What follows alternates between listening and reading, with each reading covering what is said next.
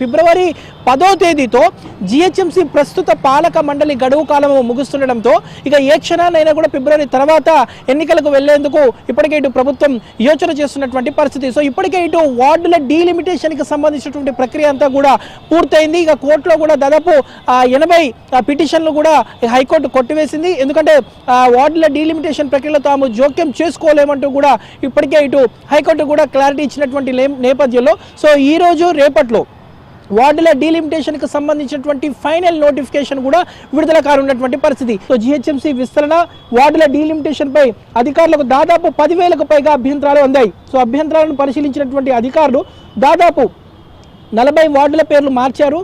10 వార్డుల సరిహద్దులు మార్చే యోచనలో ఉన్నటువంటి పరిస్థితి. సో వార్డుల డీలిమిటేషన్ మీద మాత్రము ఈ రోజు రేపట్లో ఫైనల్ నోటిఫికేషన్ను ఇటు సర్కార్ ఇవ్వనుంది. సో ఎందుకంటే దీనికి సంబంధించినటువంటి ప్రక్రియ అంతా కూడా ఇప్పటికే జిహెచ్ఎంసీ కమిషనర్ పూర్తి చేసి సిఎస్కు నివేదిక ఇచ్చినటువంటి పరిస్థితి. సో వార్డుల డీలిమిటేషన్ మీద మాత్రం మరోవైపు ప్రాంతాల వారీగా ఆందోళన కొనసాగుతున్నటువంటి పరిస్థితి ఉందని చెప్పవచ్చు. సో ప్రస్తుతానికి మాత్రం ఇప్పటికు ఉన్నటువంటి